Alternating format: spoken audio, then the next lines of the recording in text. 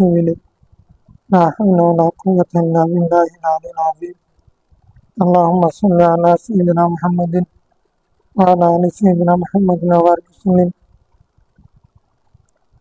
أعوذ بالله من الشيطان الرجيم بسم الله الرحمن الرحيم باب وجوبها الفصل الأول عن ابن عمر وأبي هريرة رضي الله عنهما أنهما قالا سمعنا رسول الله صلى الله عليه وسلم يقول على أعواد منبره لينتهين أقوام عن وضعهم الجمعات أو ليختمن الله على قلوبهم ثم ليكونن من الغافلين رواه مسلم الحمد لله والصلاة والسلام على رسول الله صلى الله عليه وسلم السلام عليكم ورحمة الله وبركاته আলহামদুলিল্লাহ আজকে আমরা জুমার উজুব সম্পর্কে জুমার নামাজ যে ফরজ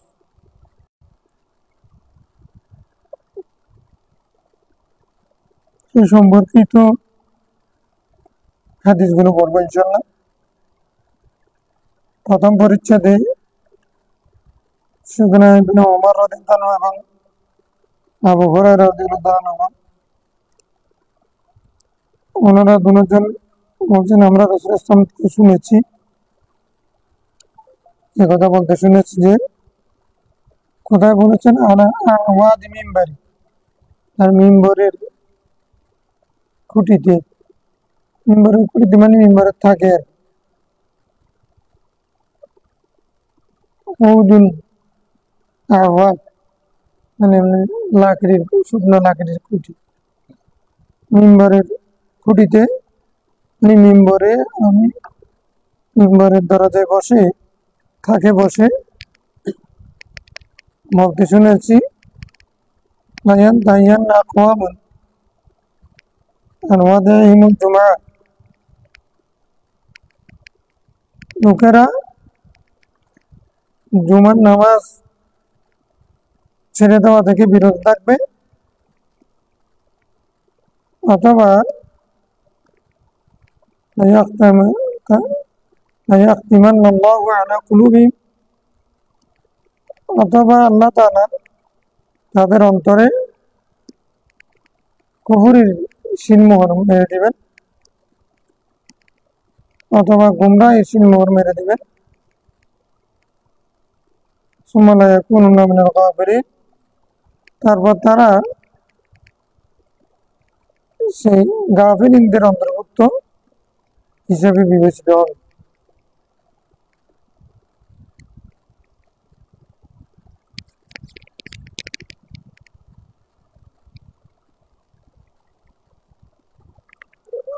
দিন শরীয়ত সম্পর্কে যারা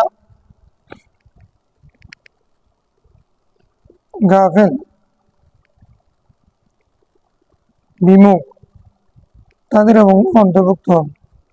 কোরআন শরীফের মধ্যে গাফেল শব্দটা কোনো কোনো সময় কাফের অর্থে, কোনো সময় মুশরিক অর্থে, কোনো সময় ফাসিক অর্থে ব্যবহৃত হয়েছে। এখানে অবস্থার মধ্যে যে কোনো একটা হতে পারে। গাফিলিনদের অন্তর্ভুক্ত হওয়া মানে জাহান্নামী হওয়া ওয়াক্তান দাইমান। জুমা অস্বীকার করলে কুফরি হবে, ইচ্ছাকৃত ছেড়ে দিলে ফাসিক হয়ে যাবে। লায়াখতিমান্না দুইটা অর্থ হতে পারে। একটা অর্থ হলো আল্লাহ তাআলা খতম করে সিল মেরে দেওয়া, মানে সিল করে দিলে এরপর তার কোনো কিছু ঢোকার সুযোগ থাকে না, তো তখন আল্লাহর রহমত দয়া এগুলো আর ওর কলবে ঢুকবে না, আর অন্তরটা পাথর হয়ে যাবে, শক্ত হয়ে যাবে। অন্তর যখন পাথর হয়ে যায়, শক্ত হয়ে যায়, তখন সে খুন খারাপি থেকে শুরু করে সব করতে পারে, সে আর হেদায়েত হয় না। অথবা লায়াখতিমান্না খাতামাল্লাহু আলা কুলুবিহিম ওয়া আলা সামিইহিম ওয়া আলা আবসারিহিম, মানে কুফরি ইন্নাল্লাযিনা কাফারু তাদের ব্যাপারে বলছে, কাফেরদের ব্যাপারে, তাদের অন্তরের মধ্যে কুফরি আল্লাহ শিল করে দিয়েছে, কুফরি শিল। তার মানে এগুলো কাফেরে হয়ে মরবে, মানে এটা ওয়াই জুমার নামাজ ছেড়ে দিলে কুফরি কাফের হয়ে মারা যাওয়ার সম্ভাবনা আছে।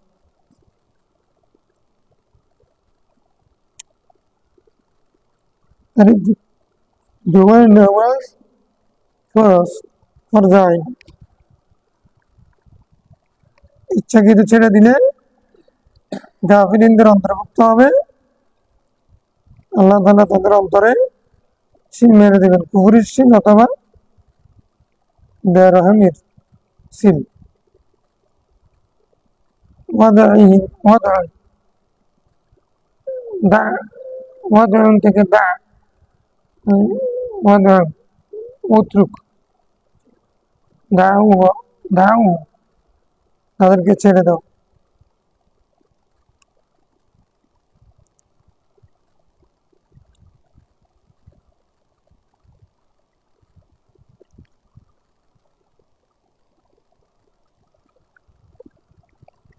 الفصل الثاني عن أبي الجعد الضمري أثبت ضمري قال قال رسول الله صلى الله عليه وسلم من ترك ثلاث جمع جمعة الجمر তাহাউনা কোনো ব্যক্তি যদি অলসতা বশত ওজর ছাড়া তিনটা জুমা ছেড়ে দেয় তবে আল্লাহ আলা কলবি আল্লাহ তাআলা তার অন্তরে সিল করে দেবেন। অন্তরে সিল করে দেওয়া মানে তার অন্তরে গুমরাহি সিল করে দিবে আর হেদায়েত হবে। رواه أبو داود الترمذي النسائي ابن ماجه الدارمي رواه مالك عن صفوان بن سليم وأحمد عن أبي قتادة وعن سمرة بن الجندب رضي الله عنه قال قال رسول الله صلى الله عليه وسلم من ترك الجمعة من غير عذر উযর ব্যতীত শরীর কারণ ব্যতীত যথাযথ কারণ ব্যতীত কোনো ব্যক্তি যদি জুমা তরক করে, জুমার নামাজে উপস্থিত না হয়, ফালিয়াতাসাদ্দাক বিদিনারে সে যেন এক দিনের সদকা করে। তাকে একদিনের সদকা করতে হবে।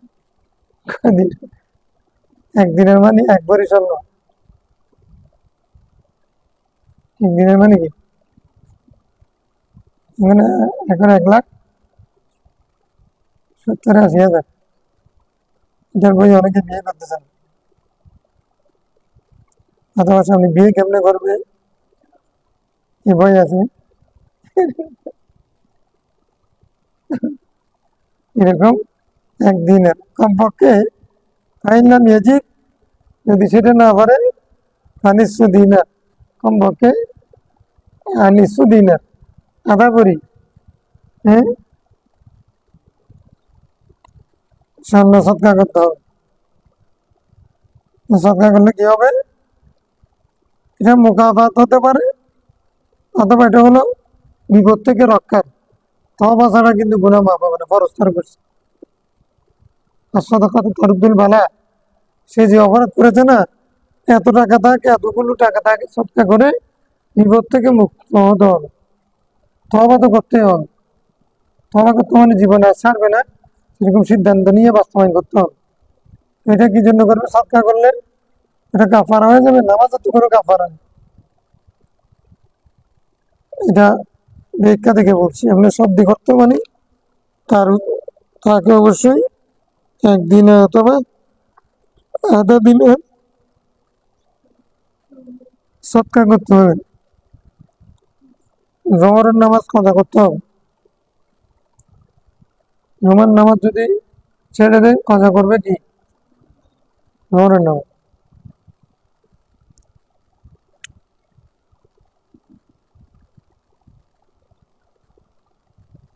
কারণ জোহরের পরিবর্তে জুমা, জোহরের নামাজ 4 রাকাত, জুমার নামাজ খুতবা আছে কারণে 2 রাকাত কমে গেছে। এখন জুমা পড়তে হয় জামাতে, সে একা একা যখন নামাজ পড়তেছে তখন জামাত পড়ে, সবাই তখন জুমার নামাজ পড়ে, তখন সে কি করবে,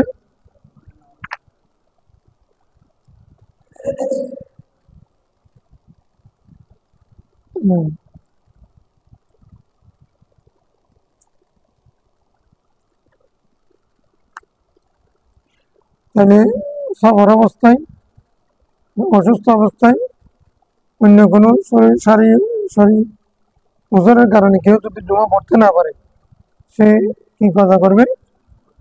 জোহর কাজা করবে।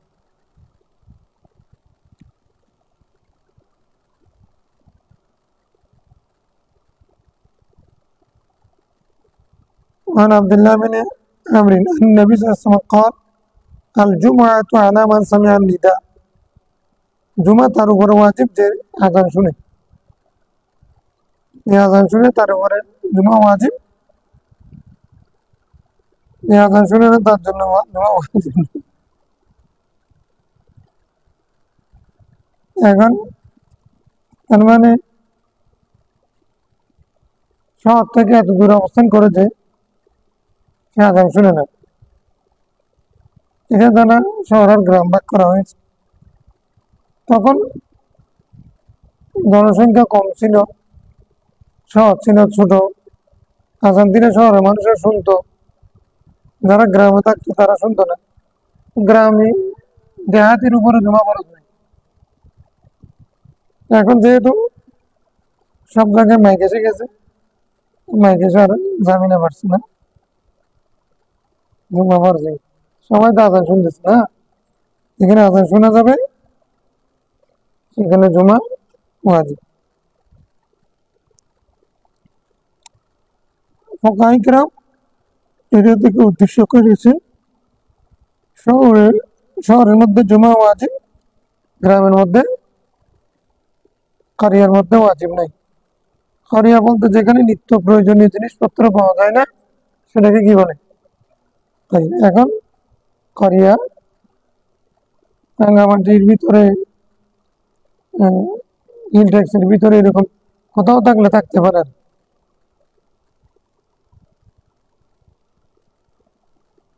সীমান্ত এলাকায় কোথাও কোথাও থাকতে পারে, থাকলে সেখানে জমা ওয়াজিব হয়।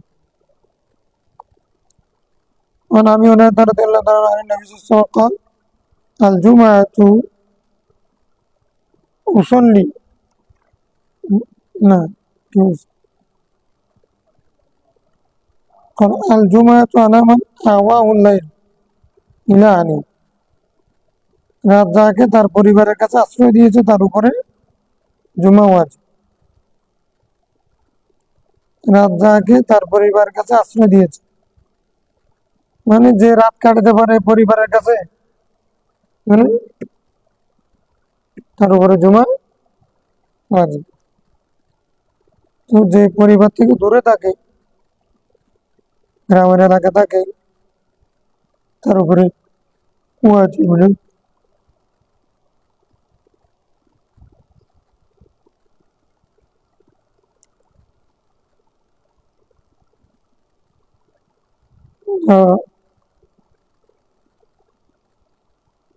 এখানে একটা মাসালা আছে, সে দূরে যায়, দূর থেকে এত দূরে যায় যে আবার রাত কাটাবার জন্য ঘরে আসতে পারে। একটা তো হলো সফরের মুসাফার, 3 দিন 3 রাত, আর জুমার জন্য, জুমা ওয়াজিব হওয়ার জন্য মুসাফাতুল আদবি একটা স্থান আছে, মানে সে যদি দিনের বেলায় এমন দূরে যায় যেখানে থেকে আবার ফিরে এসে রাত কাটাতে পারে পরিবার সাথে, এরকম দূরত্ব হলে তার উপরে জমা ওয়াজিব। তার চেয়ে বেশি হলে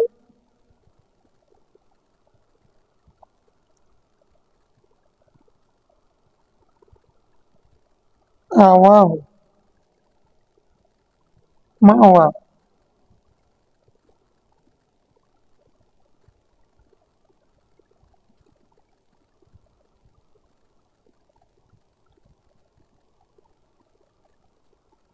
আওয়াহ আশ্রয় দেওয়া, কেমন আশ্রয় স্থলকে কি বলে? মাওয়া বলে। আলাম ইয়াজিদকা ইয়াতীমান ফাআওয়া, ফাআওয়া ইওয়াউন আশ্রয় দেওয়া, মাওয়া মালজা,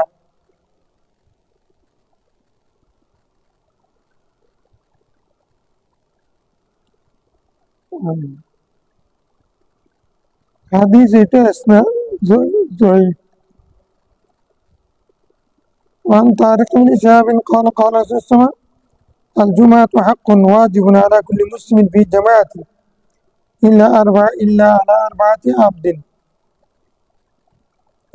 إلا على أربعة জুমা ওয়াজিব প্রত্যেক মুসলমানের উপরে জামাতের সাথে, তবে 4 শ্রেণীর মানুষের উপরে জুমা ওয়াজিব নেই। আব্দ মামলুক কিরদাস,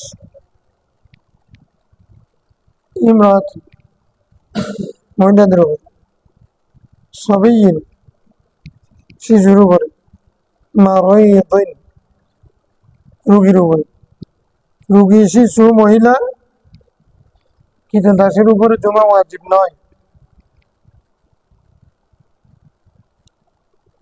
মহিলাদের উপরে জুমা যেমন ওয়াজিব নয়, জামাত ওয়াজিব নয়। জুমায়াত ওয়াল জামায়াতু মিন ওয়াহিদ। হ্যাঁ,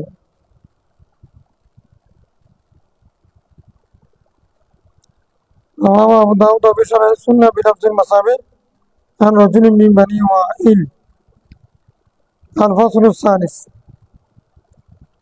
عن ابن مسعود رضي الله عنه أن النبي صلى الله عليه وسلم قال لقوم يتخلفون عن الجمعة لقد هممت أن أمر رجلا يصلي بالناس ثم أحرق على رجال يتخلفون عن الجمعة بيوتهم رواه مسلم।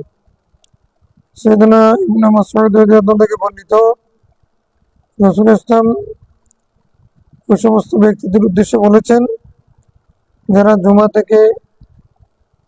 ছেড়ে দেয়, জুমা আদায় করে না, জুমা থেকে বিরত থাকে।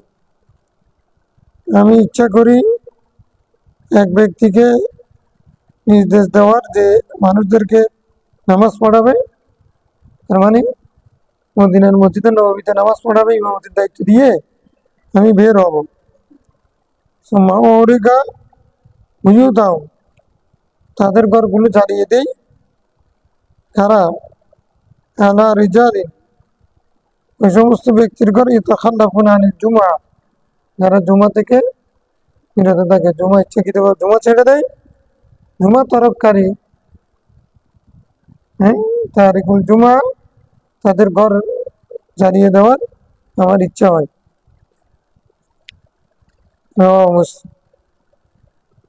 وعن ابن عباس رضي الله تعالى عنه النبي صلى الله عليه وسلم قال من ترك الجمعة من غير ضرورة كتب منافقا في كتاب لا يمحى ولا يبدل। في بعض الروايات ثلاثا।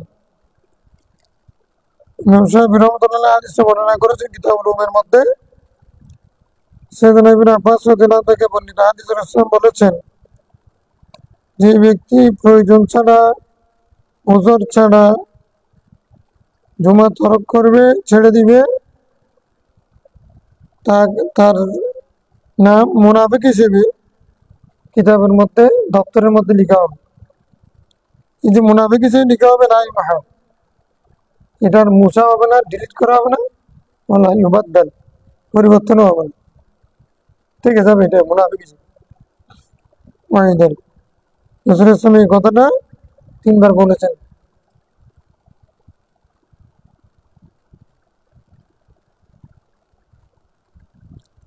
লা ইউমহা ওয়ালা ইউবাদদাল।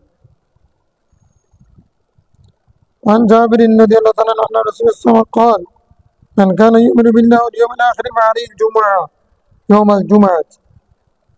যে ব্যক্তি আল্লাহ এবং পরকালে বিশ্বাস করে, তার উপরে জুমা ফরজ, জুমার দিন। তবে ইল্লা মারিদ, অসুস্থ ব্যক্তি,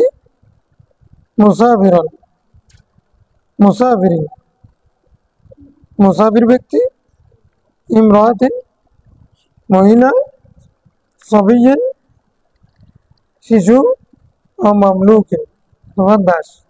মানে এখানে 5 শ্রেণী আসছে না। আমার ইস্তাগনা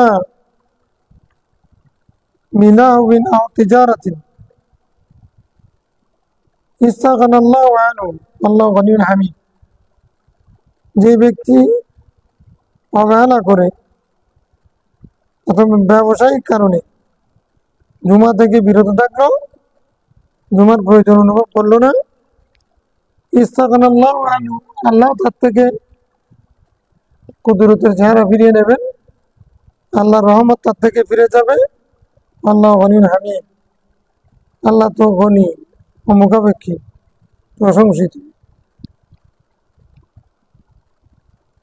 যে জুমা থেকে মুখ ফিরিয়ে নিবে, আল্লাহ তার থেকে রহমতের চেহারা ফিরিয়ে নেবে, দয়া থেকে তাকে বঞ্চিত করে দেবে।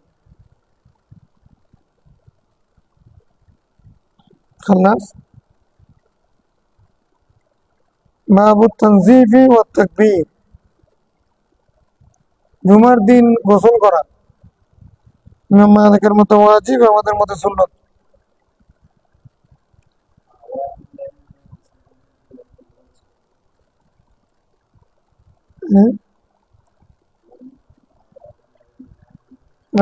যাকে আশ্রয় দেয়,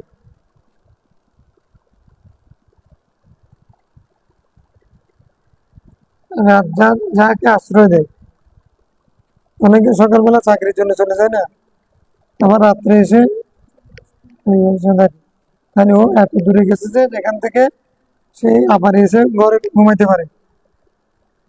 আবার কেউ কেউ এত দূরে গেছে যে এসে আবার পাবে না, এমন ওইটা ওর দূরত্ব থেকে আস্তে আস্তে রাত চলে যাবে। এটা দূরত্ব মুসাফাতুল আদবি বলছে। এখনের জন্য এগুলো প্রযোজ্য হবে না। এগুলো পায়দল হেঁটে যারা তখন চলতো, শুধু সফর করতো শুধুমাত্র হেঁটে হেঁটে, এখন হেঁটে হেঁটে কি এত দূরে যাবে নাকি?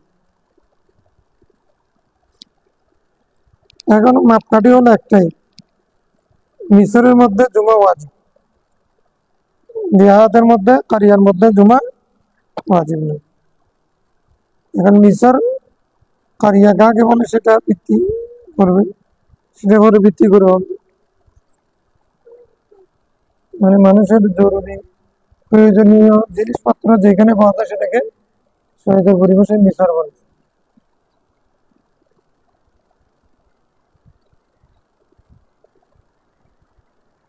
যখন নয় বৃষ্টি নেই। আর কিছু আছে?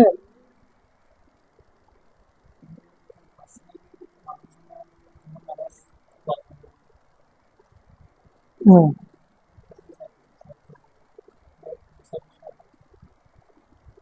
হ্যাঁ হ্যাঁ, আগেরটাতে 4টা হচ্ছে, এখন 5টা। এখন কোনো কষ্ট কি?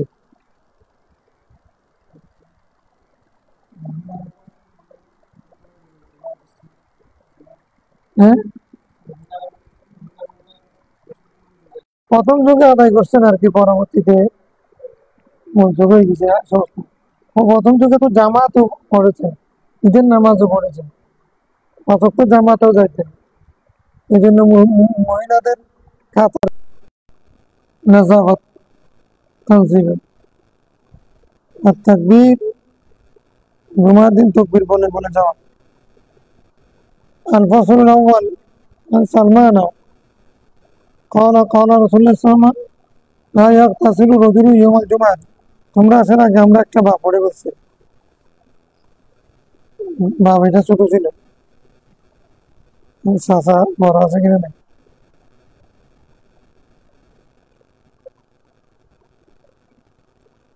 لا يغتسل الرجل يوم الجمعة ويتطهر ما استطاع من طور ويدهن من دونه أو يمس من طيب بيته ثم يخرج فلا يفرق بين اثنين ثم يصلي ما كتب له ثم ينصت إذا تكلم الإمام إنه غفر له ما بينه وبين الجمعة الأخرى رواه البخاري প্রথম পরিচ্ছেদে হযরত সালমান রাদিয়াল্লাহু তাআলা আনহু সালমান ফারসি রাসূল ইসলাম বলেছেন যে ব্যক্তি জুমার দিন গোসল করে এবং পবিত্র হয় যতদূর সম্ভব আর দাহিনু নিন্দুনি তেল মালিশ করে আও ইয়ামুসু মিন তিবি বাইতি ঘরের মধ্যে যে ধরনের খুশবু সুগন্ধি আছে সেগুলো ব্যবহার করে সুম্মা ইয়াখরুজু তারপরে সে বের হয় এই বের হওয়ার পরে ফালা ইউফারিকু বাইনা ইসনাইন ওই জুমার নামাজ আদায় করা এবং ঘর থেকে পাক পবিত্র হয়ে ফুসফুস ঘ্রাণ সুগন্ধি এগুলো লাগাইয়া তেঁতুল লাগাইয়া তারপরে বের হওয়ার পরে মাঝখানে যদি দুই ব্যক্তির মাঝখানে ফাটল সৃষ্টি না করে সুম্মা ইউসাল্লি নামাজ পড়লো মা কুতিবা লাহু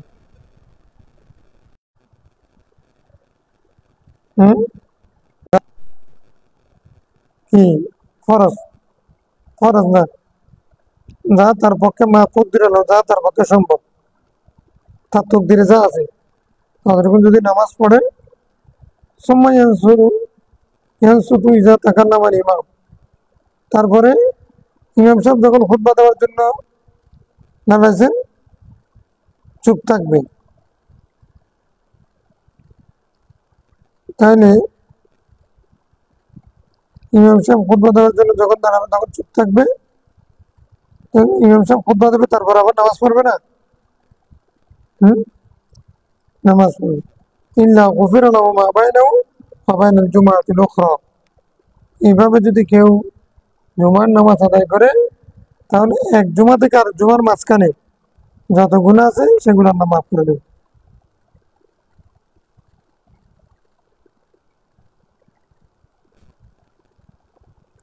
এখানে ফালা ইউফারিকু বাইনা ইসনাইন এটা আবার হাদিসের মাঝখানে এটা কি জিনিস মানে জুমার দিন আসছে ভালো করে গোসল গাছল করছে তেল মাখছে তারপরে হচ্ছে আতর গোলাপ লাগাইছে নতুন কাপড়ের কথাও আসবে অথবা পরিষ্কার কাপড় পরিধান করছে তারপরে যাবে জুমা মসজিদে গিয়ে প্রথমে যা পড়ার সেগুলো পড়বে অথবা কুতিবা লাহু মানে জুমার নামাজ হতে পারে মানে আগে লাফানাসার গায়ে মুরাত্তাব হতে পারে নামাজের কথা আগে বছর যদি জুমার মধ্যে খুতবা আগে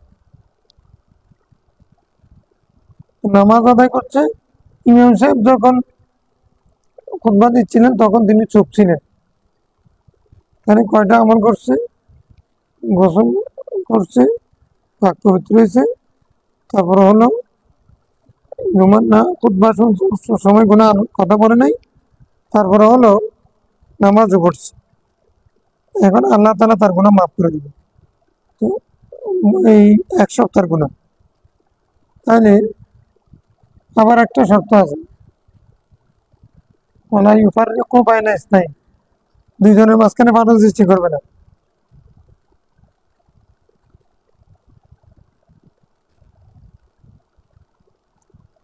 এরকম আগে আমরা হাদিস পড়েছি ওয়ালা ইয়াতাকাল্লামু ফাহিশাতান ফজরের নামাজে জামাতে পড়বে তারপরে ওয়ায়াজলিসু মা কওমিন ইয়াযকুরুনাল্লাহ তারপরে হাত্তা তাতলা আশ-শামসু সুম্মা সাল্লা রাকাতাইন ফালাহু আজরু হাজ্জিন ওয়া উমরা পড়েছি না? তাহলে ওই মাঝখানে কোনো আজে বাজে কথা বলবে না। আজে বাজে কথা বললে হজ উমরা সওয়াব এটা পাওয়া যাবে না। এমনি এটা কেন বলছেন? রাসূল ইসলাম তো আল্লাহ প্রদত্ত গাইড জানতেন এবং চিকিৎসক ছিলেন আধ্যাত্মিক। কোনো ব্যক্তি হজ উমরা সওয়াবের জন্য মাঝখানে বসবে, এতক্ষণ অপেক্ষা করবে, বসে বসে মসজিদে পলিটিক্স করবে, হুম, আর জনের সমালোচনা করবে, ফেসলা খাবে, ইমাম সাহেবের বদনামি করবে, এই জন্য মসজিদে বসে থাকা যায় যাবে? তো এমনি ওই হাদিস মানার জন্য আমরা কতক্ষণ পর্যন্ত অপেক্ষা করবো? মসজিদে হজ উমরা সওয়াবের জন্য। হজ উমরা সওয়াবের জন্য পাইতে চাইলে শর্ত আছে।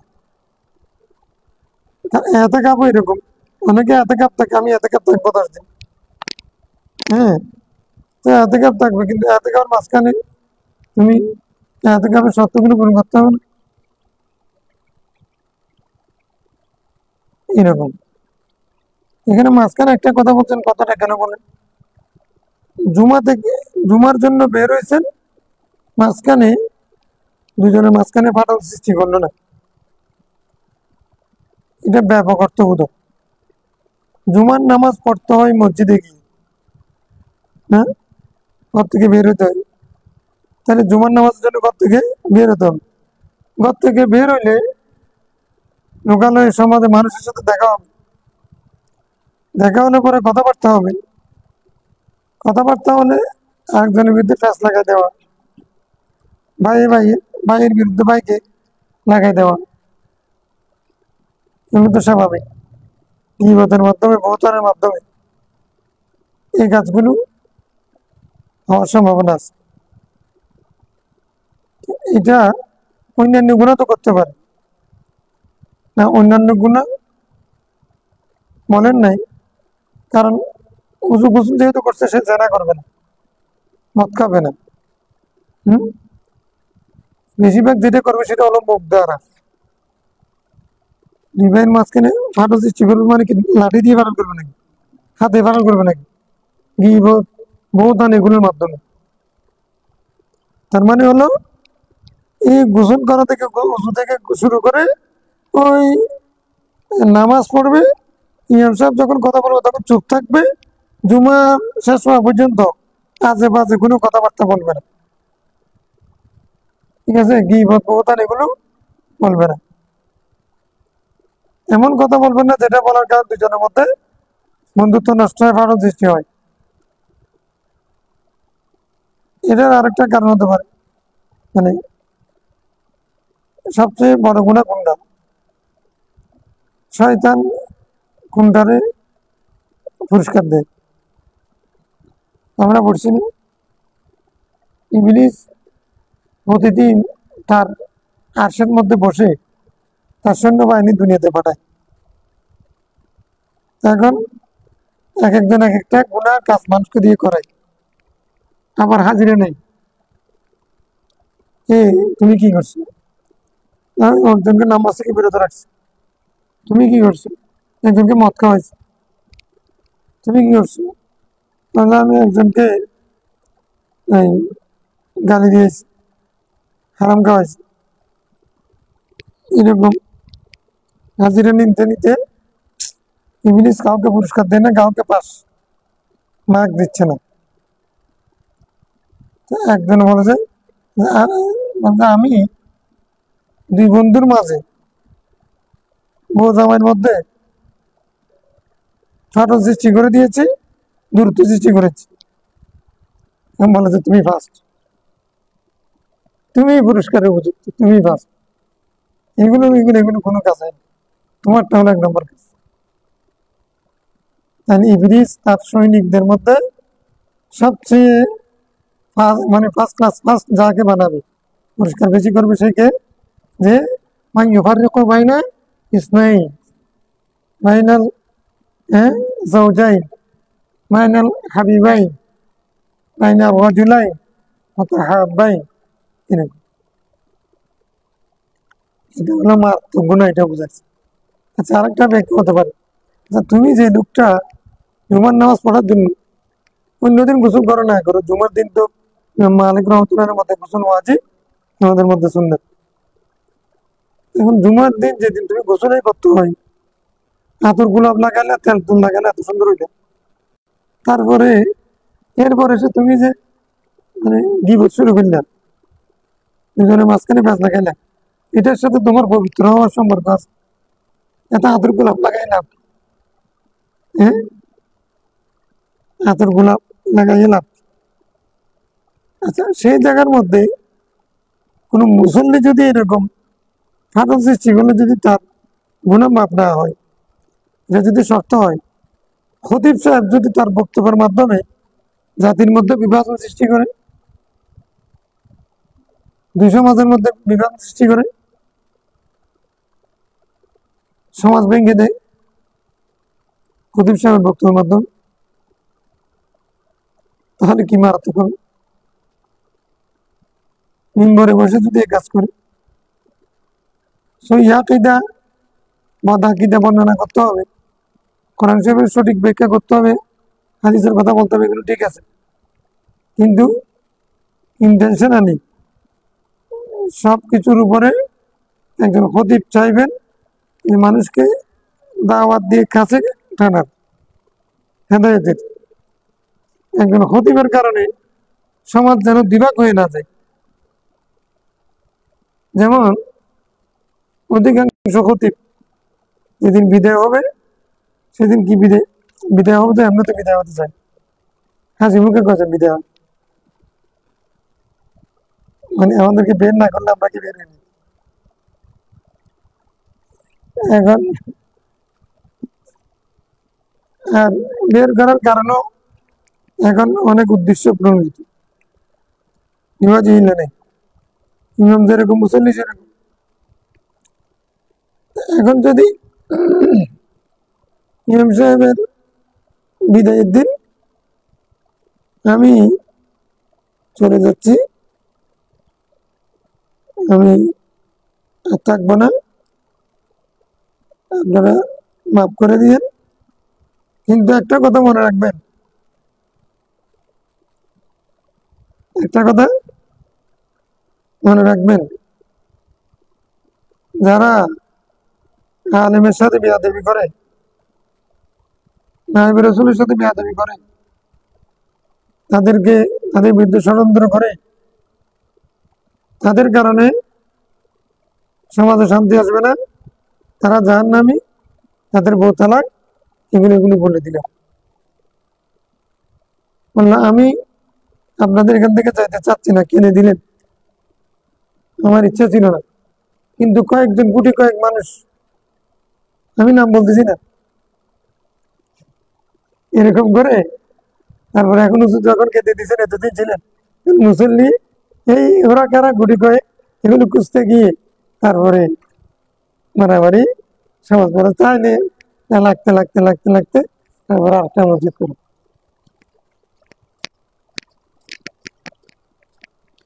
আমি মিথ্যা বলতেছি?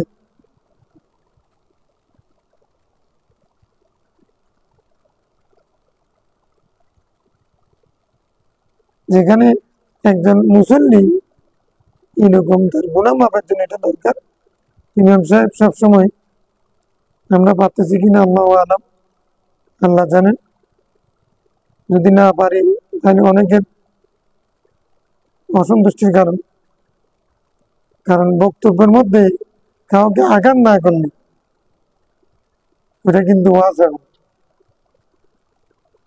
ওয়াজ করতে হবে কিভাবে? কাউকে না কাউকে আঘাত করতে হবে, তখন এটা হিট হবে, তারপরে ভাইরাল, তারপরে তারপরে আদিয়া, তারপরে ইউটিউব। এই এখন যদি মানে আলেমের দায়িত্ব কি? জোর না, মানে মানুষকে কাছে টানা, যদ্দূর সম্ভব তদবিক দিয়ে মুসলিম সমাজের মধ্যে ভাই সম্পর্ক ঠিক রাখা, এটা একটা বড় কাজ। ফিতনা না ছাড়া, মানে ফিতনা ছাড়াচ্ছে এমন অবস্থা, সেটাকে দমন করার জন্য কথা বলা, এগুলো হচ্ছে ইমামের দায়িত্ব। এখান থেকে আমরা বুঝতে পারছি দুই ভাইয়ের মধ্যে পার্থক্য সৃষ্টি করলে যদি তার গুনাহ মাফ না হয়, তার জুমা না হয় যথাযথ, তাহলে যিনি খতিব মিম্বরে বসে উনি যদি দুই সমাজের মধ্যে পার্থক্য সৃষ্টি করে দেন, মারাত্মক না? আমরা যে যুগে আছি, আল্লাহ, আমরা খতিব আর খতিব, উনি খতিব সাহেব তো মানুষের জুমাতে শুক্রবারে ক্ষতি করে, মানে খাতির, মানুষের ক্ষতি করে, যে বাটাকে র বানা দিলে খাতির হয়ে যায়। আল্লাহ হেফাজত করুন। ওয়াজ মানে নসিহত, শুভকামনা করা। এই জন্য কথা বলার সময় খুব হিসাব করে সচেতনতার সাথে আমি কথাটা বলে ফেলতেছি, এটার কারণে আমি আরো মাইক দিয়ে বলি। মানে এই দেশের মধ্যে মুসলিম ও মুসলিম সবাই বসবাস করে, আমার মাইক দিয়ে আওয়াজটা সবাই শুনতেছে। এমন কথা আমি বলতে পারবো না যেটার কারণে উগ্রতা প্রকাশ পায়, যেটার কারণে একজন অমুসলিম আমাকে অপছন্দ করবে, যে এই কারণে এটা তো আমাকে আঘাত করবে। হ্যাঁ, এই যে এর মানে কি আপনি মূর্তি পূজার বিরুদ্ধে বলবেন না, মানে কুফরি শিরিকের কথা বলবেন না, বিরুদ্ধে বলবেন না, বলবেন, কিন্তু এটার মধ্যে বলার মধ্যে এমন ভাবে থাকতে হবে যেন ওই যে মূর্তি পূজারি যেটাকে আপনি মনে করছেন শিরিক, সেই যেন সেটা ছেড়ে দিয়ে এদিকে আসে, সেরকম একটা পথ উন্মুক্ত রাখতে হবে বা স্বাধীনতা রাখতে হবে কথার মধ্যে। মানে আমি একবার চূড়ান্তটা বলে দিলাম আর কি, মদদেশর আমি মুসলিম তাদেরকে তো আঘাত করা যাবে না। মদ পান করলে রসুল ইসলাম এই কথা বলেছেন, এটা পরিণতি এটা, সেরকম বলা আর মানুষকে হাসাবার জন্য। কালকে একটা দেখলাম যে আমি তো মদকে ডরাই না, ভয় করি না। আমি ড্রাইভারকে বলে দিছি যে তুমি সামনে যা পাইবা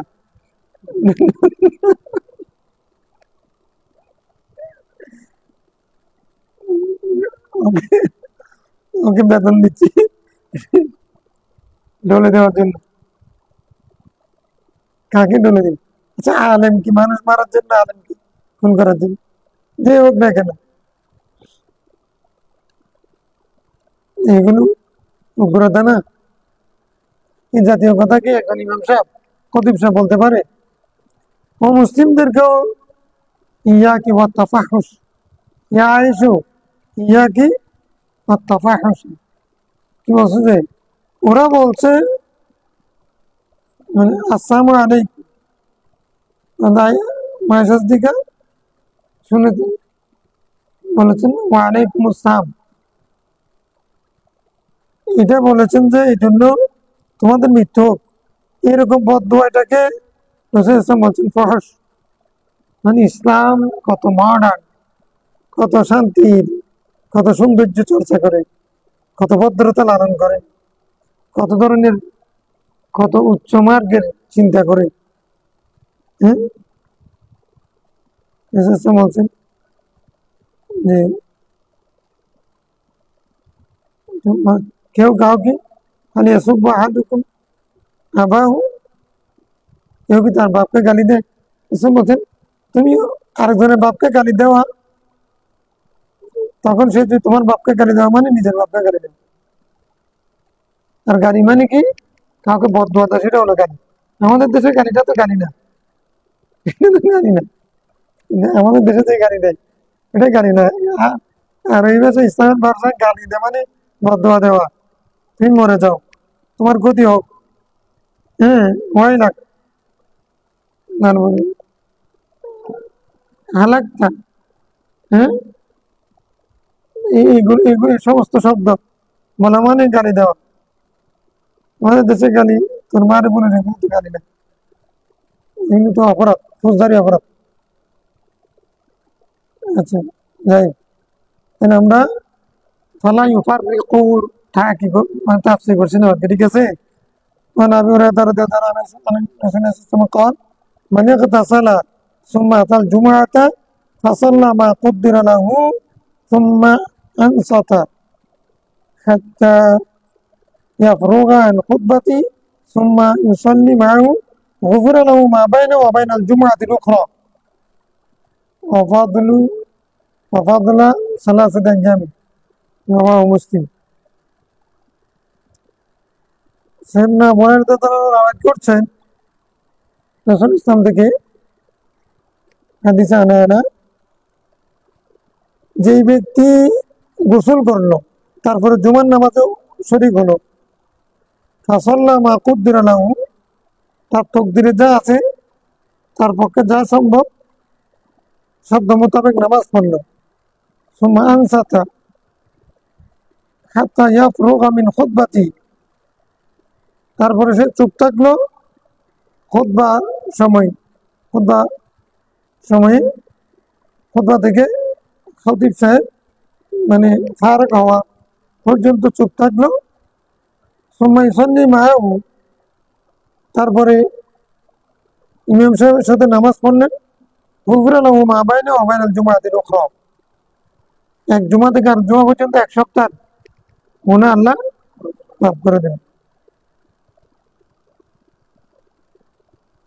আচ্ছা বলছেন যে মা বাইনা ওয়া বাইনাল জুমআতিল উখরা ওয়া ফাদলু 3 আইয়ামি আরো 3 দিন বেশি দিবেন এই জুমা থেকে জুমা আরো 3 দিন আরো তার মানে 10 দিনের গুনাহ মাফ করে দেবেন তাহলে এই জুমা থেকে ওই জুমা পর্যন্ত গুনাহ মাফ হচ্ছে 3 দিন কোথায় পাবো জুমা থেকে জুমা পর্যন্ত গুনাহ মাফ হয়ে গেছে আর তো গুনাহ নেই আরো 3 দিনের গুনাহ মাফ করে দেবেন তাহলে এটা তো হবে এর আগের গুনাহ জুমা যখন পড়ে নাই তার গুনাহ মাফ তখনকার দিনের গুনাহ মাফ করে দেন এটা কেন বলতেছেন মান যা বিল হাসানাতি ফালাহু আশরু সালিহা কেউ যদি একটা ভালো কাজ করে আল্লাহ তাআলা তাকে 10 গুণ দেবেন আর 10টা গুনাহ এখন এর 10 দিনের জুমার নামাজ আদায় করার কারণে তার 7 দিনের গুনাহ মাফ হচ্ছে তো 10 গুণ তো হলো না আল্লাহ তাআলা আরো 3 দিনের গুনাহ মাফ করে দেবেন আচ্ছা কোন ব্যক্তি বালিগ হওয়ার পর থেকে জুমার নামাজ ছাড়েন নাই এখন তার গুনাহ থেকে মাফ করে তো তার গুনাহ মাফ করে দেওয়া মানে নবীগণের গুনাহ মাফ করে দেওয়া যেরকম নবীগণের গুনাহ থেকে গুনাহ তো মাফ আছে ওনার দরজা বুলন্দ করে দেবে তার মানে হলো এই 3 দিন যে গুনাহ নাই এই গুনাহ মাফ করে দেওয়া মানে তার দরজা বুলন্দ হতে থাকে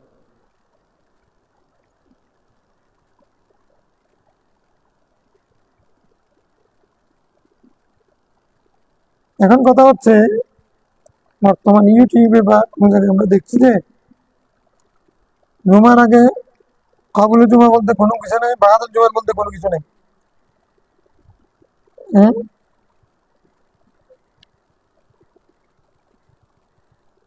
এখন তো আছে দেখি আসছে কিন্তু কাবুলে জুমা শব্দটা নাই আর কি এখানে হাদিসে বলতেছে মা কুদ্দিরা না মা কুদ্দিরা এই হাদিস দ্বারা তার পক্ষে যা সম্ভব সেখানে আমরা দেখতেছি তার যদ্দূর সম্ভব জুমার আগে পড়বে তারপরে জুমার না খুতবা শুনবে তারপরে কি করবে জুমার নামাজ পড়বে তাহলে নামাজ জুমার নামাজের ফরজের আগে আমরা মা কুদ্দিরা লাহু এটা পাচ্ছি তো এখন মা কুদ্দিরা লাহুর মধ্যে আমরা 3 ধরনের নামাজ পড়ি একটা তাহিয়াতুল উযু সেটা অন্য হাদিস দ্বারা সাবিত তাহিয়াতুল উযুর যে ফজিলত আমরা আগে পড়েছি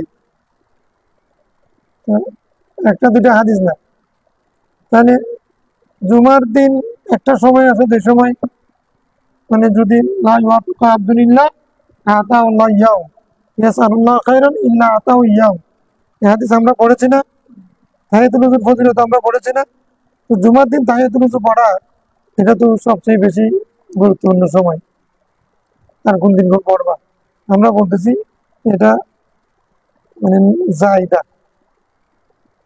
ওয়াজিব না মুআক্কাদাও না দুহুরের মসজিদ বুখারী হাদিসে আছে, এটাও বললাম জুমার দিন যে।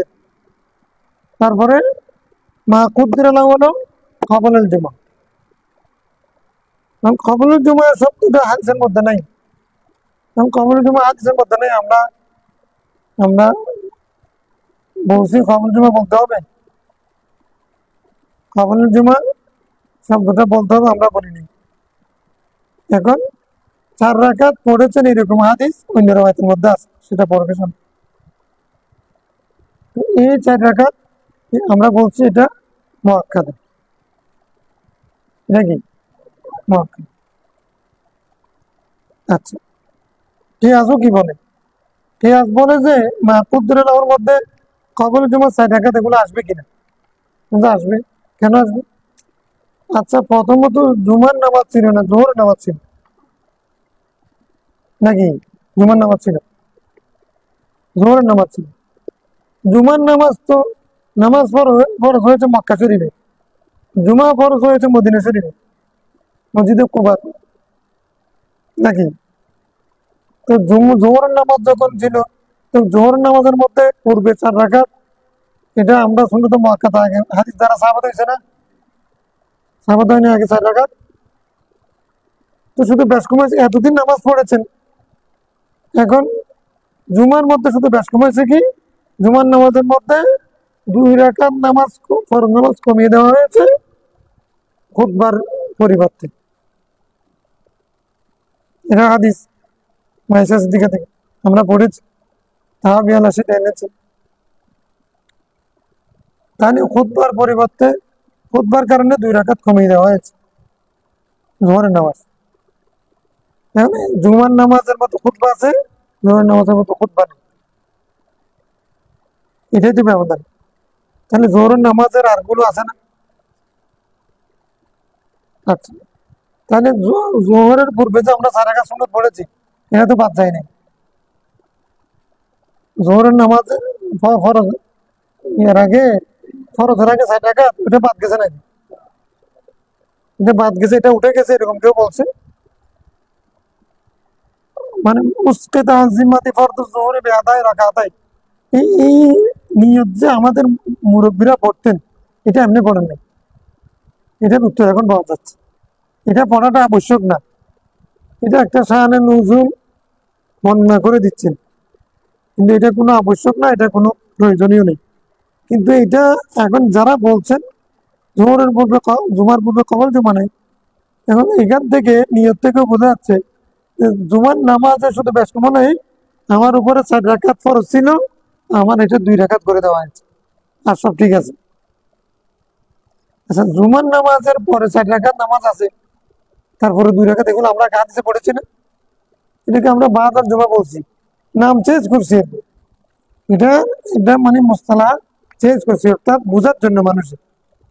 এটা আমরা তো বলি না, শব্দটা বলতে হবে। এখন যদি বলে কবল জুমা বলতে কোনো কিছু নাই, বাদ জুমা বলতে কোনো কিছু নেই,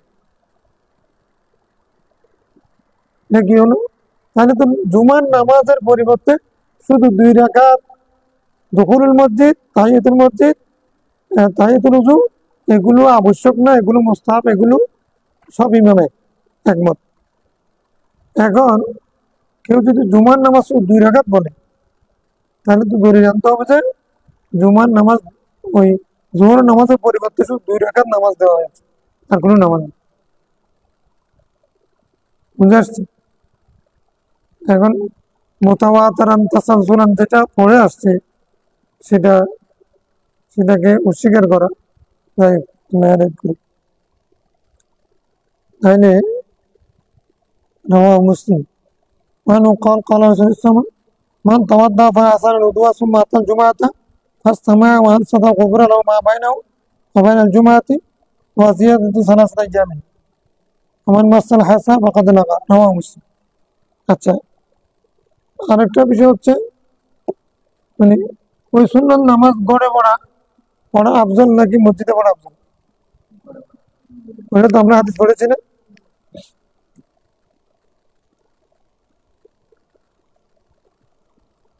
এই হাদিসে সেটা বোঝাচ্ছে, যে ব্যক্তি ভালোভাবে উযু করলো, তারপরে জুমাতে আসছে, তারপরে ইমাম সাহেবের কথা শুনছে, চুপ ছিল, আল্লাহ তাআলা তার জুমা এবং এই জুমা থেকে জুমা পর্যন্ত গুনাহ মাফ করে দেবেন, আরো জিয়াদাতু সালাসাতি আইয়ামিন, আরো 3 দিনের গুনাহ মাফ করে দেবেন। ওমান মাসাল হাসা, আর যে ব্যক্তি কঙ্কর নিয়ে, পাথরের কণা নিয়ে, কণা স্পর্শ করলো, কদে লাগা, সে অনর্থক কাজ করলো, সেও ভুল করলো। তার মানে খুতবা চলাকালীন একটা পাথর নিয়ে খেলা করা, পাথর পাথর নিয়ে খেলা করা মানে পাথর নাড়াচড়া করা, এটাও লাগবো, এটাও গুনাহ। তসবিহ পড়া, পাথর নিয়ে নাড়বে, অনেকে তসবিহ পড়েছে তখন ইমসাকের খুতবার সময়, হ্যাঁ, না করা যাবে না। মানে এখন কথা হচ্ছে যে এই হাদিসের মধ্যে তো এটা নাই, এখানে হাদিসের মধ্যে নামাজের কথা নেই।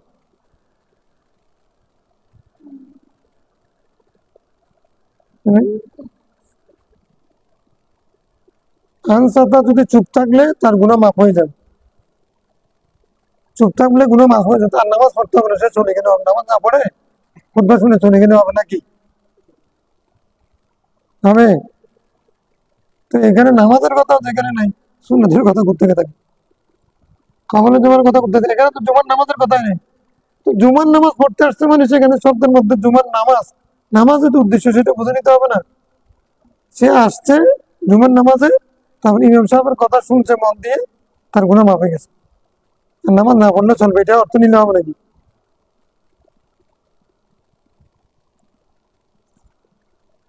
وعنه قال قال رسول الله صلى الله عليه وسلم إذا كان يوم الجمعة وقفت الملائكة على باب المسجد। এগুলো থেকে বোঝা যাবে না কে আগে আসছে কে পরে আসছে জুমার ফজিলত। জুমার দিন ফেরেশতারা মসজিদের গেটের মধ্যে, দরজার মধ্যে দাঁড়ায় থাকেন, একটু পুরান আহ্বান আফান আহ্বান, কে আগে আসলো কে পরে আসলো, কার পরে কে আসলো সেটা লিখতে থাকে, দপ্তর নিয়ে থাকে। ওমাসানুল মুহাজ্জির কামাসালিল্লাযী ইউদি বুদনাতান, এটার একটা মাঝখানে জুমলায় মুতারাসার মতো, এটা হলো মুহাজ্জির। মুহাজ্জির হলো যে তাহাজ্জুদ থেকে যে যোহরের নামাজ আদায় করে হাজরার মধ্যে যে নামাজ পড়ে, হাজরা মানে আমরা একটা শব্দ পড়েছি না, হাজরা মানে কি দুপুর আর কি, দুপুর, দুপুরের নাম। তো ওমাসানুল মুহাজ্জির কামাসালিল্লাযী ইউদি বুদনাতান, মুহাজ্জিরের মেসাল হচ্ছে কামাসালিল্লাযী ইউদি বুদনাতান, যে ব্যক্তি উট জবাই করে হাদিয়া দিয়ে দিচ্ছে, উট হাদিয়া দিয়েছে, তার মেসাল। তার মানে হলো মাসানুল মুহাজ্জির মানে যে হাজরার সময় আসবে, জুমার দিন প্রথমে আসবে, বিলম্ব করবে না। তাজির মানে কি হাজরা, হাজরার সময় আসা, দাখালা ফিল হাজরা, দাখালা ফিল হাজরা, এটা কি এই হাজটাকে কি বলে? আরাকা মানে ইরাকে প্রবেশ করেছে, মানে মাখাজ মে দাখিল হওয়া, দুখুল ফিল মাদ্দা, মানে মাদ্দার মধ্যে দাখিল হওয়া, আরাকা ইরাকে দাখিল হওয়া। হ্যাঁ,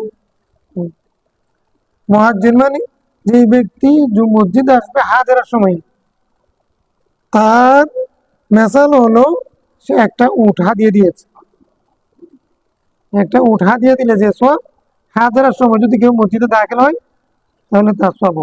এটা কি বুঝাচ্ছেন? মানে জুমার দিন কে আগে ভাগে আসলো, তাড়াতাড়ি আসলো, তো তাড়াতাড়ি এসে মসজিদে বসে থাকবেন, দুপুরের মসজিদ 2 রাকাত পড়ে বাকিগুলো ঘুমাবে, এরকম নাকি?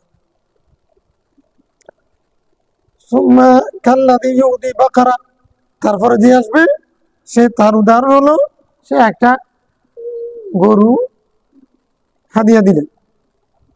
প্রথমে যে আসছে হাজারের সময় সে যেন একটা উট হাদিয়া দিল, উট দান করলো। যে এরপরে আসবে সে যেন একটা গরু হাদিয়া সব পাবে।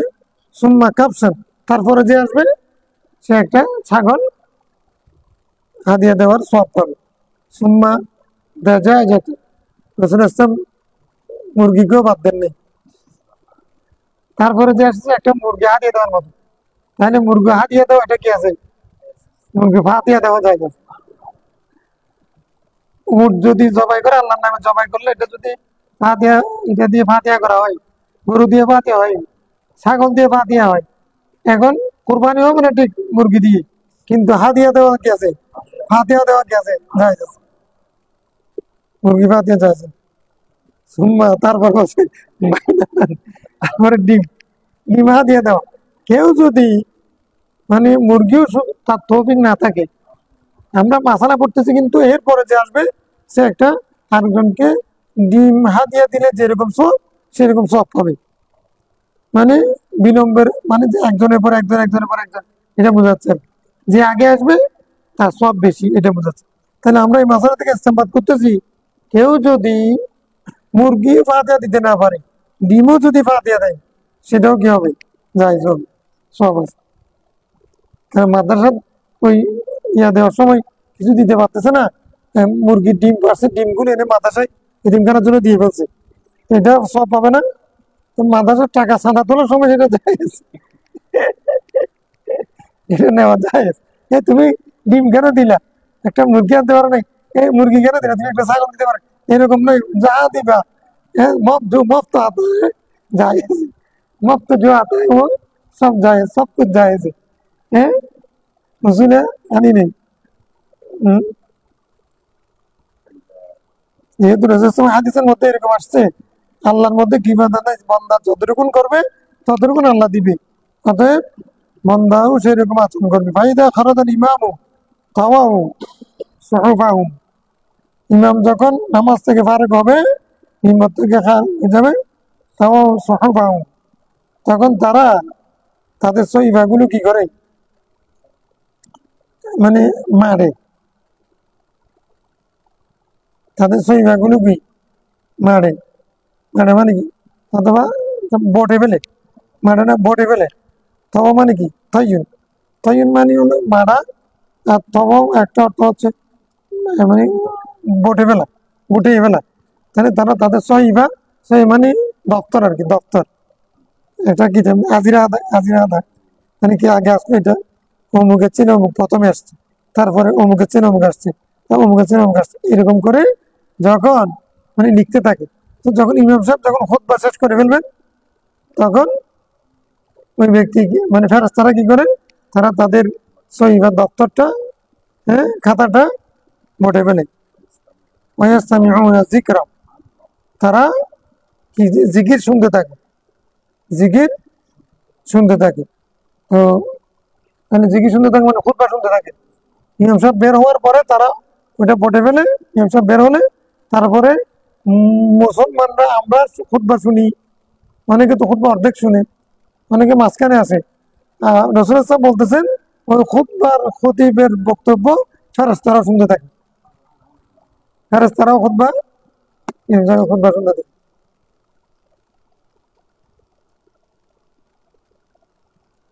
ফেরেশতারা যখন খুতবা শুনে, তো যখন এই খুতবার মধ্যে যখন খতিব সাহেব দোয়া করে, আল্লাহুম্মা গফির লানা যুনুবানা, আল্লাহুম্মা আস্তুর উয়ুবানা, আল্লাহুম্মা জাআলনা মিনাল মাকবুলিন, তো তখন ফেরেশতারা শুধু শুনবে নাকি আমিনও বলবে?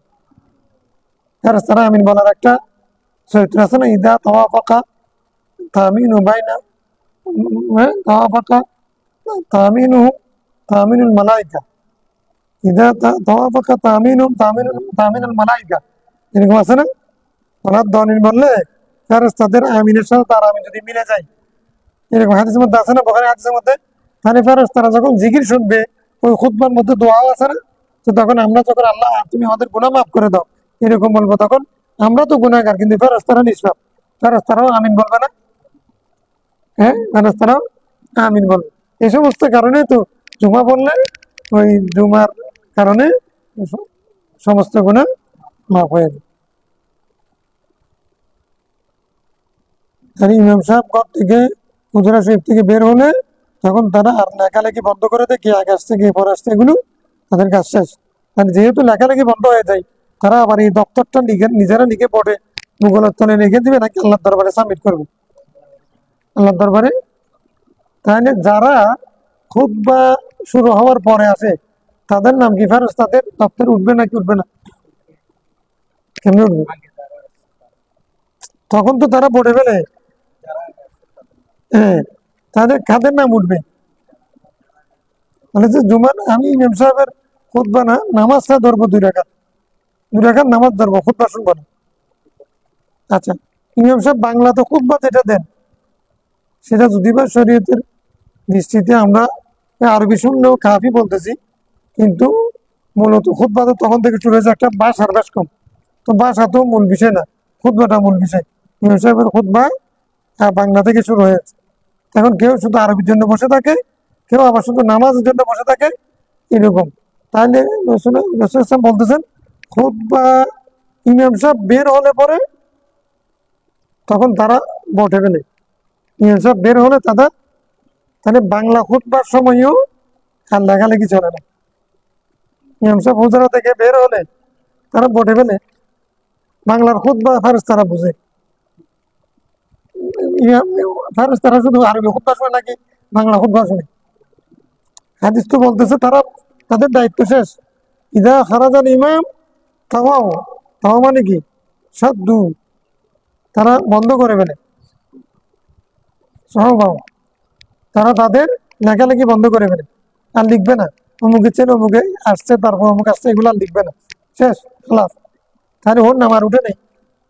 তাহলে যারা ইমাম সাহেবের কি বলে যে ওয়াজের পূর্বে আসবে না, তাদের নাম লিপিবদ্ধ হবে না, খালাস, মুত্তাফাক আলাইহ। ইমাম সাহেব আসুক না, তারপরে আসবার, মাইক শুরু হোক না, হ্যাঁ, শুরু করলে আসবার, এরকম আছে না? হাদিস তো এটা বলতেছে। وعنه قال قال صلى الله عليه وسلم إذا قلت لصاحبك يوم الجمعة أنصت والإمام يخطب فقد لغوت। ইমাম সাহেব যখন খুতবা দেন তখন তুমি যদি ভালো মানুষ দেখা যায়, মানে অনেক পরহেজগার দেখাচ্ছে, পরহেজগার আছে অনেক, তুমি চুপ থাকো, ইমাম সাহেব খুতবা দিচ্ছে, অনেক মানে পরহেজগার আছে না, হ্যাঁ, কেউ পরহেজগারের জন্য বলে, কেউ নেতৃত্ব দেখাবার জন্য, কাবিনেতি দেখাবার জন্য। এই ইমাম সাহেব খুতবা দেওয়ার সময় কথা বলা নিষেধ, গুনাহ, হারাম, এরকম অনেকে ফতোয়া দেয় না, এইগুলো কাবিনেতি দেখানো। এটাও রাসূল সাল্লাল্লাহু আলাইহি ওয়াসাল্লাম বলছেন, এটাও তুমি লাগাও, তো মানে আখতা আদা, তুমি এটাও ভুল করেছো, এটাও অপরাধ করেছো, এতটুকু কথা বলবে না, তুই চুপ থাকো, কে কি করতেছে এটা দেখেন, সবাই চুপ থাকো। হ্যাঁ, ইমাম সাহেব শুনেন এটা, বলুক, ওরা বলুক, বলতে থাক, তুমি এটা রাসূল সাল্লাল্লাহু আলাইহি ওয়াসাল্লাম নিষেধ করেছে, ইশারা করতে নিষেধ করছে।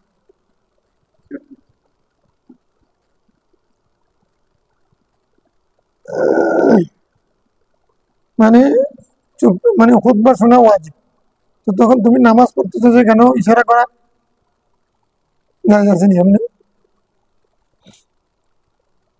এটা খুতবা, এটা 2 রাকাত নামাজের পরিবর্তে, এই কথাটা মাথায় রাখতে হবে। 4 রাকাত ছিল, 2 রাকাত করে দেওয়া হয়েছে, ইমাম সাহেবের জন্য জায়েজ। ইমাম সাহেব প্রয়োজনে কোনো দিক নির্দেশনা হেদায়েতমূলক আল্লাহর রাস্তার কথা বলতে পারবে। এটা সানি খুতবা, প্রথম খুতবার কোনো বাদ নাই। খুতবা যদি ইমাম সাহেব যদি তাশাহুদ পরিমাণ খুতবা দেন, তাহলে সেটা ইমাম সাহেব খুতবা দিয়েছেন তাশাহুদ পরিমাণ হয়ে গেছে, ওয়াজিব আদায় হয়ে গেছে। এখন আমি কে? ইমাম সাহেবের খুতবাকে, ইমাম সাহেব খুতবা দিচ্ছেন লম্বা করে, পুরাটা আমার জন্য ওয়াজিব। ইমাম সাহেব যদি তাশাহুদ পরিমাণ দিলেন, ততটুকু আমার জন্য হয়ে গেছে, ইমাম সাহেবের জন্য হয়ে গেছে। তুমি কে? খুতবা তো ইমাম সাহেব দিচ্ছেন, মূল বিষয়টা কি? মূল কথা হচ্ছে ইমাম সাহেব তোমার উদ্দেশ্যে কথা বলছেন, তুমি মাঝখানে আরেকজনের সাথে কথা বলছো, এটা হলো মূল বিষয়। যতক্ষণ ইমাম সাহেব কথা বলবেন ততক্ষণ চুপ থাকা, হ্যাঁ, আচ্ছা একটা কথা বলি, ইমাম সাহেব কেরাত পড়তেছে সূরা দোহা, ওয়াদ-দোহা ওয়াল-লাইলি ইযা সাজা মা ওয়াদ্দাআকা রাব্বুকা ওয়া মা ক্বালা, এতটুকু পর্যন্ত ফরজ, ইমাম সাহেবের জন্য ফরজ ছিল কেরাত, নামাজ হয়ে যাবে। এখন মুক্তদি যদি বলে যে যে বাইকটা হলে 3 আয়াত, অতটুকু নামাজের জন্য ফরজ, তো মানে আমি এই 3 রাকাত এটার পরে আমি আর শুনবো না, ইমাম সাহেবের কেরাত আমি আর শুনবো না, এরকম একটা আছে। কারণ ছোট হলে 3 আয়াত, বড় হলে 1 আয়াত, তো 1 আয়াত বড় হয়ে গেছে, এখন আমি আর শুনবো না, এটাই মুক্তদির এখতিয়ার আছে, এখতিয়ার আছে নাকি? ইমাম সাহেব যতক্ষণ কেরাত করবেন, ওয়াইদা কুরিয়াল কোরআনু ফাসতামিউ লাহু ওয়ানসিতু লাআল্লাকুম তুরহামুন, ততক্ষণ কেরাত পড়া ওয়াজিব, শোনা ওয়াজিব না। অনুরূপভাবে ইমাম সাহেব যতক্ষণ খুতবা দেবেন, ততক্ষণ পর্যন্ত ইমাম সাহেব যতটুকুন দেবেন ওটা খুতবা, ওটা খুতবা শোনা ওয়াজিব। ইমাম সাহেব যতক্ষণ কথা বলেছেন ওটা খুতবা, এখানে তাশাহুদ পরিমাণ দেওয়াটা যথেষ্ট, এটা হলো ইমাম সাহেবের এখতিয়ার, তোমার এখতিয়ার, তুমি এটাকে ভাগ করে নেওয়া, তুমি কি অর্থাৎ খুতবা সানি প্রথম, এটা ভাগ করার মুক্তদির কোনো, এই জন্য মাঝখানে আবার বাক্স চালানো যায় যাবে না, মাঝখানে বাক্স চালানো যায় যাবে না, বড় খুতবা। হ্যাঁ, আমরা চালু করছি কারণে এটা তখন চালু, এখন আমরা আগে মাঝখানে চালাচ্ছি, এখন শেষে চালাবো, তবে আগে চালাবো, আগে চালানোটা যায় আছে কিনা এটাও তো বেদাত, এটাকে করে হাসানা বানাচ্ছি, এটা তুমি খুতবার মাঝখানে আমি বন্ধ করে দিচ্ছি, যেদিন থেকে আমি মাসালা শিখছি সেদিন থেকে প্রথম আমার দেশের মসজিদে বন্ধ করে দিচ্ছি। এটা কি করছি, ফরজ নামাজ শেষ হওয়ার পরে ইমাম সাহেব আজকের আলোচনাটাকে সংক্ষেপ করে সামারাইজ করতে পারে, অনেকে যেহেতু বিলম্বে আসে, অথবা 2-1টা মাসালা বলতে পারে, অতটুকুনের মধ্যে মসজিদের জন্য যেহেতু টাকা দরকার আছে, না ইমাম সাহেব কেমনে চলবে, মসজিদ কেমনে চালাবে, এটার প্রয়োজনে আমরা নামাজের পরে সেটা করা যাবে। এটা করলে 2টা ফায়দা, একটা হচ্ছে পরবর্তী যারা আসে তাদের টাকা পাওয়া যাবে, বেশি পাওয়া যাবে, একটা শরীয়ত তো লঙ্ঘন হচ্ছে না কোনোভাবে, এটা জায়েজ সুরত করে। হ্যাঁ, কি না করে না চলে গেলে ওকে কি ধরে রাখতে পারবে না, নামাজে যে আসে নাই, হ্যাঁ, তাকে কি তুমি ধরে আনতেছো নাকি?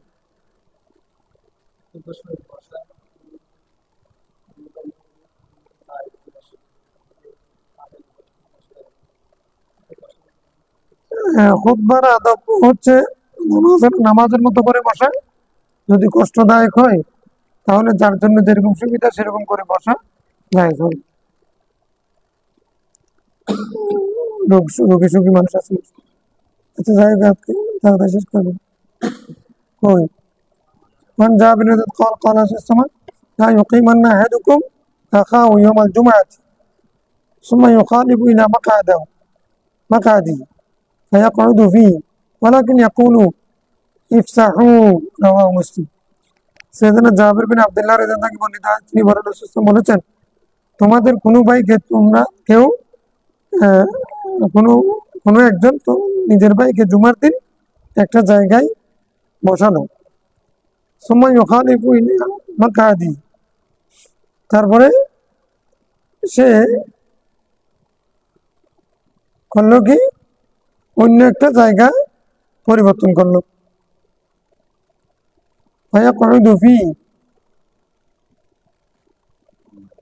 তারপরে সে আবার ওখানে বসলো, তাহলে এটা করা যাবে না।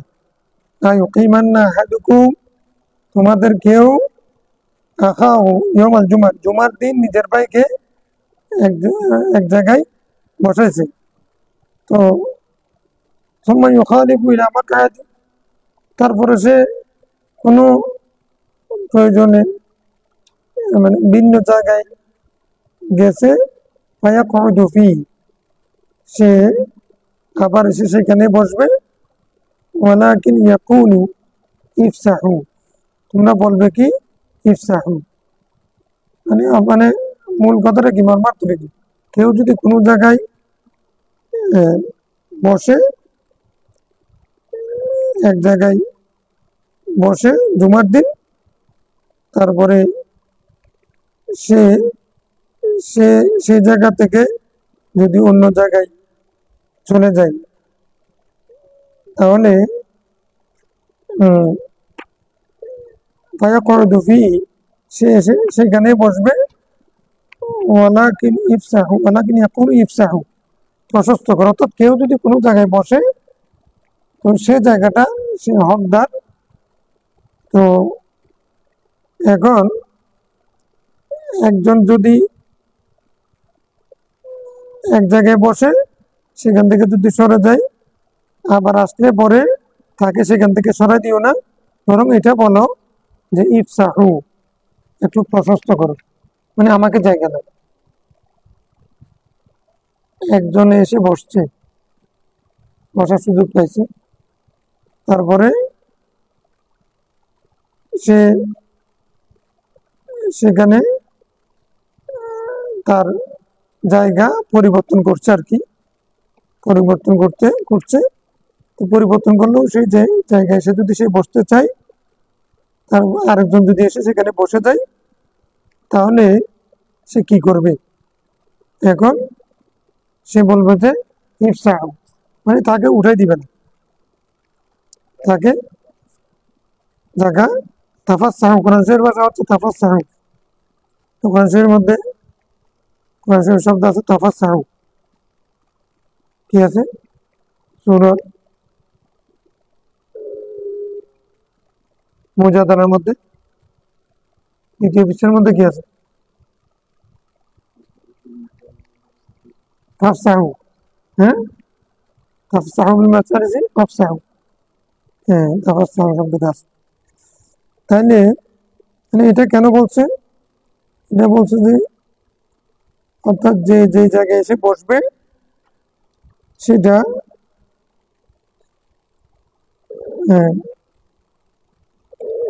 যার যেটা জায়গা যেখানে বসবে, সেটা তার জন্য, সেটার জন্য সে হকদার, তাকে সেখান থেকে তুলে দিবে না, বরং তুমি উঠে যাও, আমি এখানে বসবো, এরকম বলবে না, বরং বলবে যে কি ইফসাহু, একটু আমাকেও জায়গা দাও, তুমি উঠে যাও, এরকম বলবে না।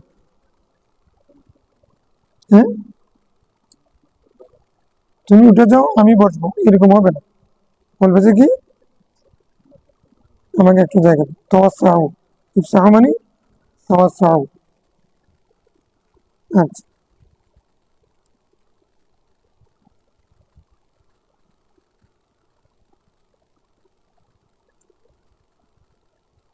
কেউ এক জায়গায় বসছে, সেখান থেকে সরে গিয়ে আরেকটা জায়গায় বসতে যাচ্ছি, সেখানে বসার জন্য, মানে আমি প্রথমে পেছনে বসছে, আবার সামনে এসে বসতেছে, তো সামনে বসতেছে ওই জায়গায় যেখানে আরেকজন বসছে, তার জন্য বসতে, তাকে উঠে দিয়ে বসবে, নাকি বলবে যে আমাকে একটু জায়গা দেন? কাউকে সরাই দেওয়া যাবে না, এটা হলো বিষয়। জুমার দিন কেউ কারো জায়গা থেকে কাউকে সরাই দিতে পারবে না। এরপরে হাদিস আসবে একজনের মাথার উপর দিয়ে আরেকজন যাওয়া, এগুলো জায়েজ নেই জুমার দিন। সামনে জায়গা রাখাও ঠিক না, সামনে জায়গা রাখি পেছনে যদি বসে, তাহলে এদিকে মানুষ সংগ্রহণ হচ্ছে না, ওইদিকে একজনের জায়গা মেরে আছে, এটাও সমস্যা। এটা ইমাম সাহেব ঠিক করবেন আর কি, মুসল্লি না বলে ইমাম সাহেবের এটা এখতিয়ার। ইমাম সাহেব বলবেন আপনারা সামনের জায়গা খালি আছে, এগুলো পূরণ করে ফেলেন।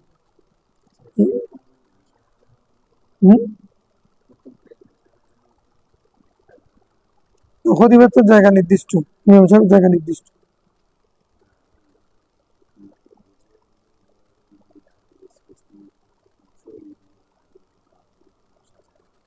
হ্যাঁ, ইমাম সাহেব যদি অন্য মানে মেহরাব দিয়ে ঢুকতে না পারে, সেরকম জায়গা না থাকে, তখন ইমাম সাহেবের জন্য জায়গা রাখে, আসার জন্য জায়গা রাখে, ওইটা তো ঠিক আছে। ইমাম সাহেব আসার জন্য জায়গা দিতে হবে, না হলে নামাজ পড়াবে কি?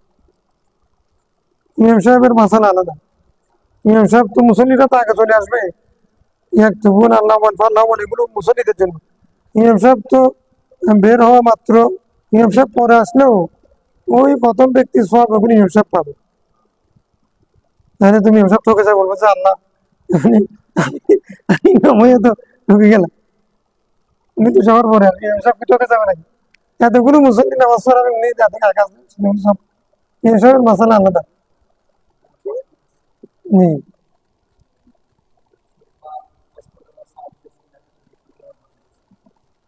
যে ব্যক্তি মুখস্থ দিতে পারবে, খুতবার হক আদায় করতে পারবে, অর্থাৎ কেউ মুখস্থ খুতবা দেয়, কেউ দেখে দেখে খুতবা দেয়।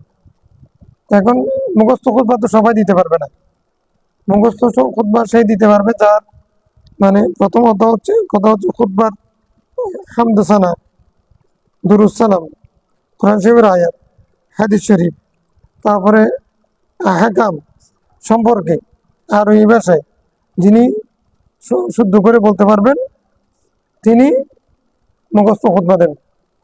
তো মুখস্থ খুতবা দেওয়া এটা তার জন্য প্রযোজ্য, তখন উত্তম। যিনি যোগ্য, পারবেন, এগুলো আদায় করতে পারবেন, তার জন্য মুখস্থ খুতবা দেওয়া উত্তম। আর দেখে দেখে দেওয়া, যে এগুলো পারবেন না তিনি দেখে দেখে দেওয়া উত্তম। তবে মুখস্থ খুতবা উত্তম নাকি দেখে দেওয়া খুতবা উত্তম? মুখস্থ খুতবা সুন্নাহ, কারণ রসুল ইসলাম তো দেখে দেখে খুতবা দেন না।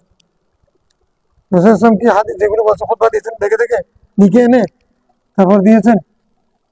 রসুল ইসলাম দিয়েছেন কি মুখস্থ? খোলাফায়ে রাশিদিন মুখস্থ। অতএব এখন দেখে দেখে দেওয়া, ওয়াকফের পক্ষ থেকে নির্ধারণ করে দেওয়া, এগুলো হচ্ছে বেদাত এখনকার। ঠিক আছে। হম।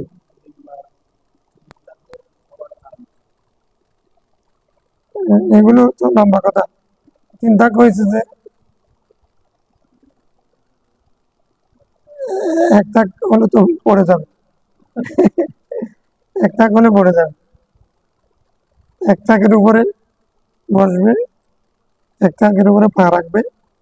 আহ, আর মূল উদ্দেশ্য হচ্ছে, মিম্বরের উদ্দেশ্য হচ্ছে উঁচু জায়গা। মানে উঁচু জায়গাতে যদি একসাথে উঠতে হয়, তাহলে পরে যাওয়ার সম্ভাবনা আছে না? উঠতে পারবে? এই জন্য সুবিধার জন্য চিন্তা করা হয়েছে।